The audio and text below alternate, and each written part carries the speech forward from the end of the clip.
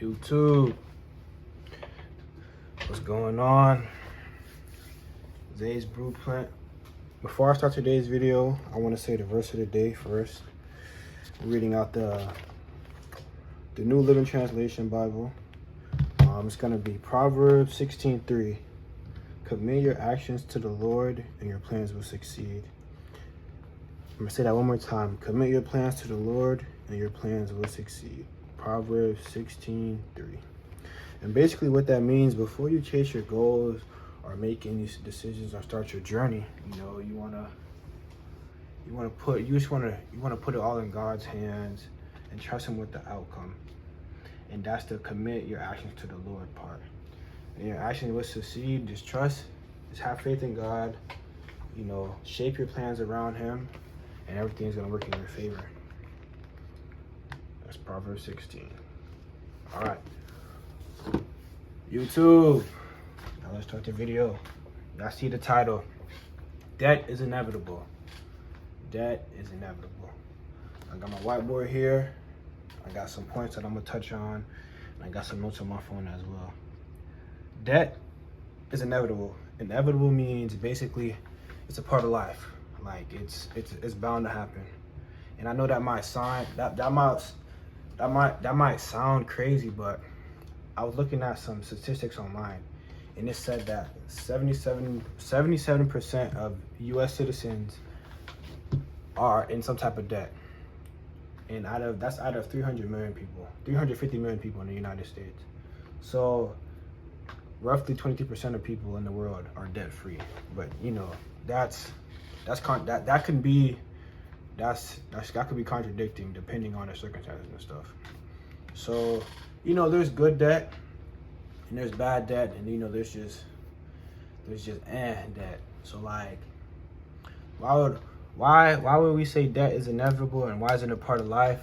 Because there's large purchases that succeed our normal saving. You're buying a house, you're buying a car, you want to finance it, college, medical bills, business startups, etc. That's the first point on my whiteboard. Large purchases succeed your normal cash flow. So that's bound to happen. When you're ready to buy a house, a mortgage, you borrowing money from the bank, you just gotta put 10% down or whatever it is, a couple percent down. You buy a $400,000 house, you gotta put probably $15,000 down, and that's what your mortgage is. You're buying a car, $40,000 car, you don't got the money up front, you're not gonna pay cash for it, you're gonna finance it through your credit. Put a percentage down, or if your credit's good enough, you don't gotta put no money down. And I guess you can say that's debt. And then your college, student loans. College is expensive, student loans, but depending on your degree, it's gonna pay off in the long run, and you'll be able to make that money back. Your medical bills, you'll say you have a surgery or you go to the hospital for some reason and you can't cover the bill. You gotta borrow money from the bank to pay you back, or so and so. And then business, you're a business startup, clothing brand, you want to start a vending machine business, you want to start whatever the case may be. If you don't got that capital up front, if your credit's good enough, you could take out a business loan, business credit card, or even use it on your regular credit card.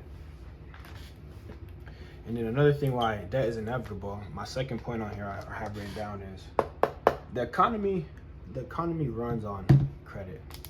The government borrows money to fund projects, when they're building new interstates, building new plazas, stuff like that. And then we as consumers, we use credit, to consume for, our everyday living expenses, or we use it to fund, our businesses use it to, expand, for expansion, for more growth. So it's, no matter what you do in life, at one point in time, you're going to be in debt. But there's also good debt and there's bad debt. I call it productive debt. So that's like you using, student loans to borrow money from the bank, borrow money from these private lenders, and then boom, you get a valuable degree from college, and boom, now you're making, you know, six figures plus every year. So that money can be paid back, you know, relatively quicker. So it's like you got to invest in yourself and trust the process, and down the line, you know, you'll be good. So like, for example, a doctor.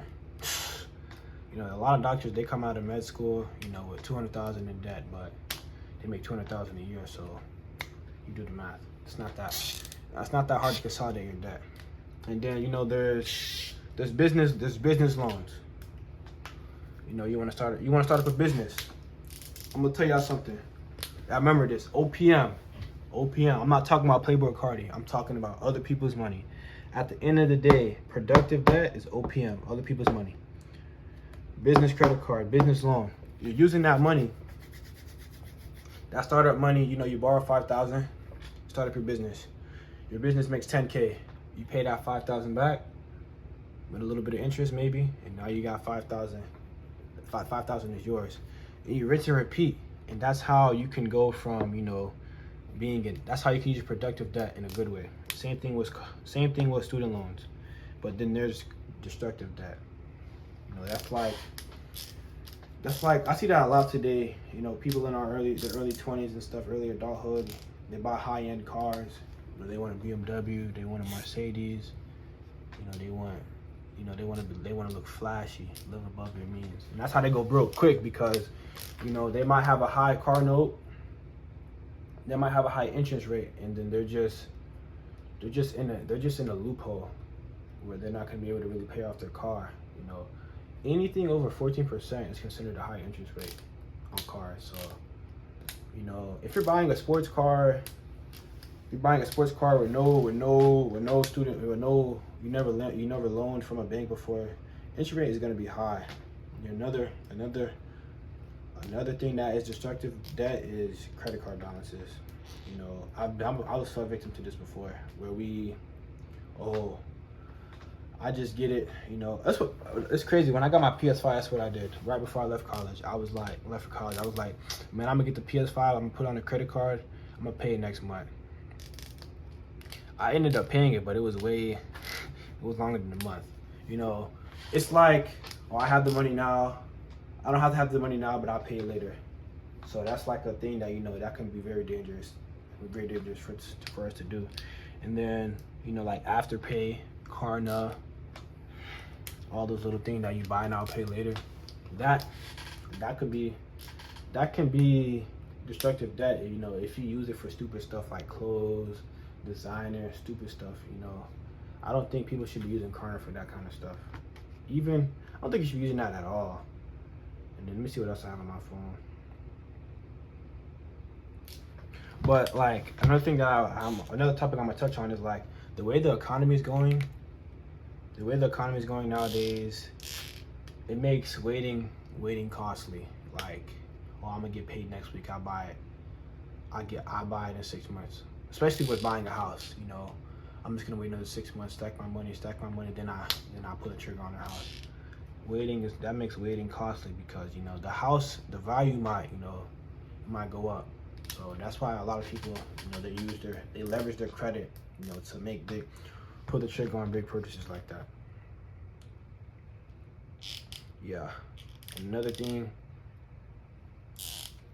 why people might have debt is because, like, your income you get paid every 2 weeks. Most people get paid every 2 weeks, and expenses come immediately. So like, if your car breaks down or something like that, you don't have the money, you're gonna charge on the credit card. Like, it's inevitable, bro. Like, it's a part of life regardless. You just have to leverage it the right way to come out on top. So you're not in the I call it the matrix.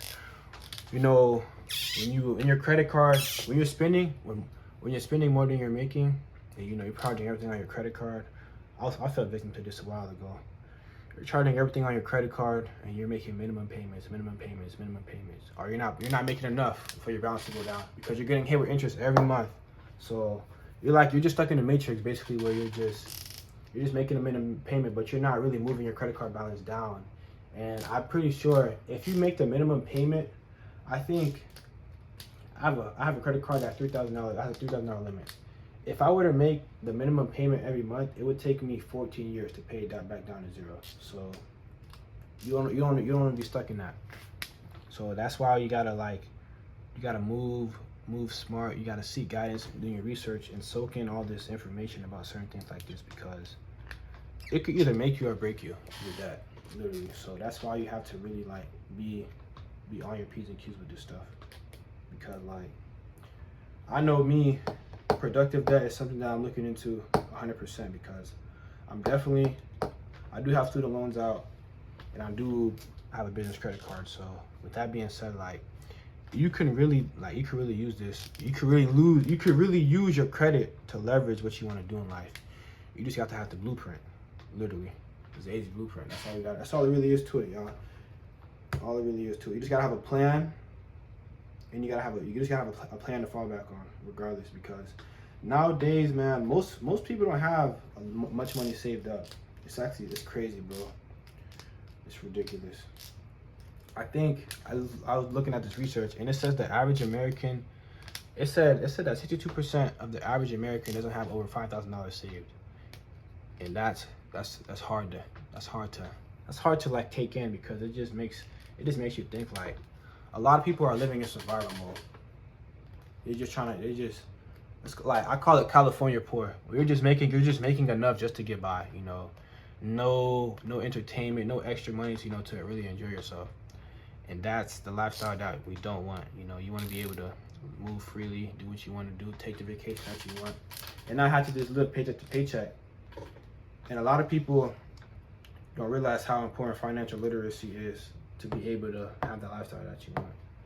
So I hope this video is very helpful for you guys. You know, make sure you drop a comment, like, comment, subscribe, man. I'm gonna see you on the next one. I'm gone.